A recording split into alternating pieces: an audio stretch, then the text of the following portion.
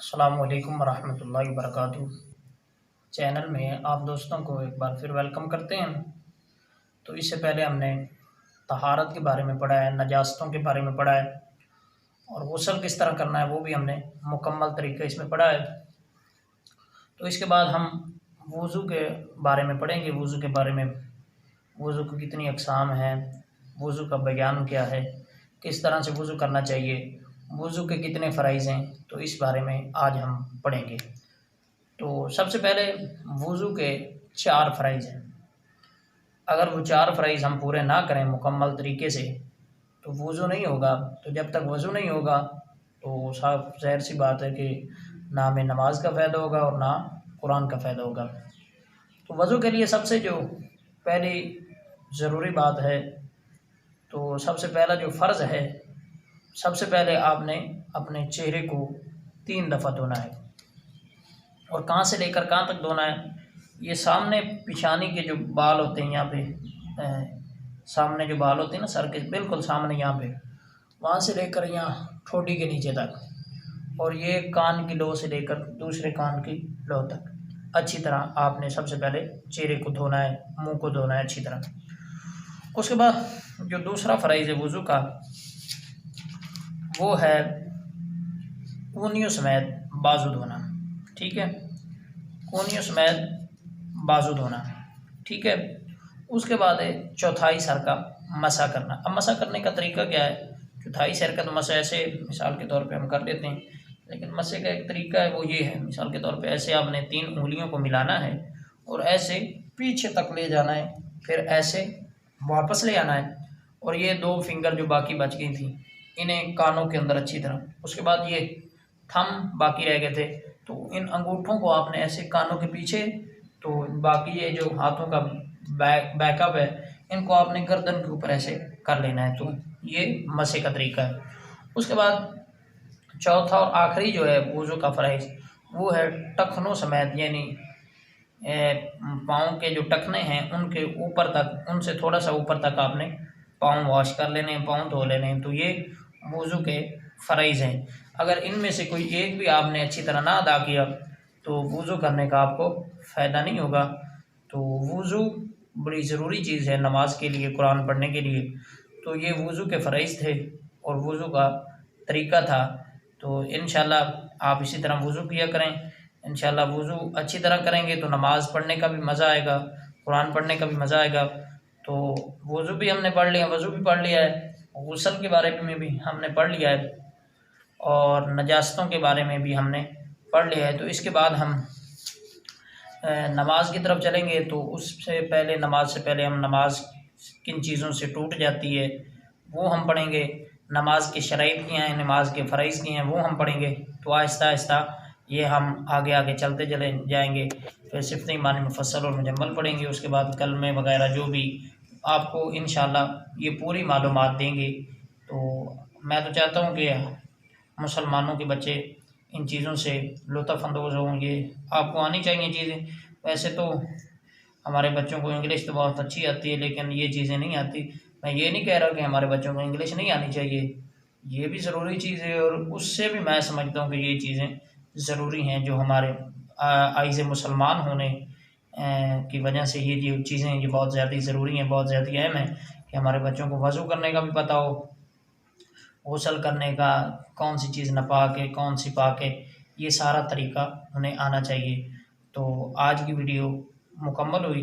तो आइंदा वीडियो में हम नमाज के बारे में पढ़ेंगे, नमाज किन चीज़ों से टूट जाती है और नमाज के शराइत और फ़राइज़ क्या हैं। तो आइंदा वीडियो के लिए अल्लाह हाफ़िज़। अस्सलामु अलैकुम वरहमतुल्लाहि वबरकातुहू। अस्सलामु अलैकुम वरहमतुल्लाहि वबरकातुहू। चैनल में आप दोस्तों को एक बार फिर वेलकम करते हैं। तो इससे पहले हमने तहारत के बारे में पढ़ा है, नजास्तों के बारे में पढ़ा है और गुस्ल किस तरह करना है वो भी हमने मुकम्मल तरीका इसमें पढ़ा है। तो इसके बाद हम वज़ू के बारे में पढ़ेंगे। वज़ू के बारे में, वज़ू की कितनी अक़साम हैं, वज़ू का बयान क्या है, किस तरह से वज़ू करना चाहिए, वज़ू के कितने फ़राइज़ हैं, तो इस बारे में आज हम पढ़ेंगे। तो सबसे पहले वज़ू के 4 फ़राइज़ हैं। अगर वो 4 फ़राइज़ हम पूरे ना करें मुकम्मल तरीके से तो तो वज़ू नहीं होगा। तो जब तक वज़ू नहीं होगा तो साफ ज़ाहिर सी बात है कि ना हमें नमाज का फ़ायदा होगा और ना कुरान का फ़ायदा होगा। तो वज़ू के लिए सबसे जो पहली ज़रूरी बात है, तो सबसे पहला जो फ़र्ज़ है, सबसे पहले आपने अपने चेहरे को 3 दफ़ा धोना है। और कहाँ से लेकर कहाँ तक धोना है? ये सामने पिछानी के जो बाल होते हैं यहाँ पे, सामने जो बाल होते हैं ना सर के बिल्कुल सामने यहाँ पे, वहाँ से लेकर यहाँ ठोडी के नीचे तक, और ये कान की लो से लेकर दूसरे कान की लो तक अच्छी तरह आपने सबसे पहले चेहरे को धोना है, मुंह को धोना है अच्छी तरह। उसके बाद जो दूसरा फ़राइज़ है वज़ू का, वो है कूनियों समेत बाजू धोना। ठीक है, कूनियों समेत बाजू धोना। ठीक है। उसके बाद है चौथाई सर का मसा करना। अब मसा करने का तरीका क्या है? चौथाई सर का तो मसा ऐसे मिसाल के तौर पे हम कर लेते हैं, लेकिन मसे का एक तरीका है, वो ये है, मिसाल के तौर पे ऐसे आपने 3 उंगलियों को मिलाना है और ऐसे पीछे तक ले जाना है, फिर ऐसे वापस ले आना है, और ये 2 फिंगर जो बाकी बच गई थी इन्हें कानों के अंदर अच्छी तरह, उसके बाद ये थंब बाकी रह गए थे, तो इन अंगूठों को आपने ऐसे कानों के पीछे, तो बाकी ये जो हाथों का बैकअप है इनको आपने गर्दन के ऊपर ऐसे कर लेना है। तो ये मसे का तरीका है।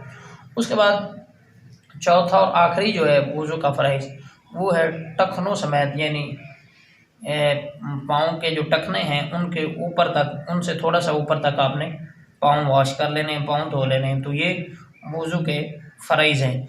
अगर इनमें से कोई एक भी आपने अच्छी तरह ना अदा किया तो वज़ू करने का आपको फ़ायदा नहीं होगा। तो वज़ू बड़ी ज़रूरी चीज़ है नमाज के लिए, कुरान पढ़ने के लिए। तो ये वज़ू के फ़राइज़ थे और वज़ू का तरीका था। तो इंशाल्लाह आप इसी तरह वज़ू किया करें। इंशाल्लाह वज़ू अच्छी तरह करेंगे तो नमाज़ पढ़ने का भी मज़ा आएगा, कुरान पढ़ने का भी मज़ा आएगा। तो वज़ू भी हमने पढ़ लिया, वज़ू भी पढ़ लिया है, गुस्ल के बारे में भी हमने पढ़ लिया है, और नजास्तों के बारे में भी हमने पढ़ लिया है। तो इसके बाद हम नमाज की तरफ चलेंगे। तो उससे पहले, नमाज से पहले हम नमाज किन चीज़ों से टूट जाती है वो हम पढ़ेंगे, नमाज के शराइत क्या हैं, नमाज के फ़राइज़ क्या हैं वो हम पढ़ेंगे। तो आहिस्ता आहिस्ता ये हम आगे आगे चलते चले जाएंगे। फिर सिफ़त ईमान मुफ़स्सल और मुजम्मल पढ़ेंगे, उसके बाद कलमे वगैरह जो भी आपको इंशाल्लाह ये पूरी मालूमात देंगे। तो मैं तो चाहता हूँ कि मुसलमानों के बच्चे इन चीज़ों से लुत्फ़अंदोज़ हों, ये आपको आनी चाहिए चीज़ें।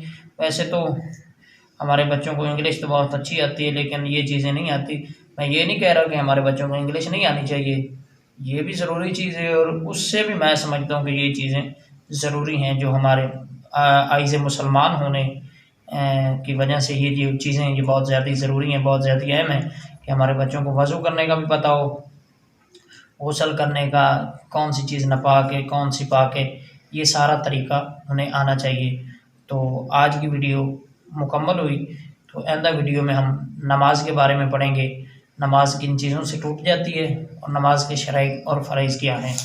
तो आइंदा वीडियो के लिए अल्लाह हाफ़िज़। अस्सलामु अलैकुम व रहमतुल्लाहि व बरकातुहू।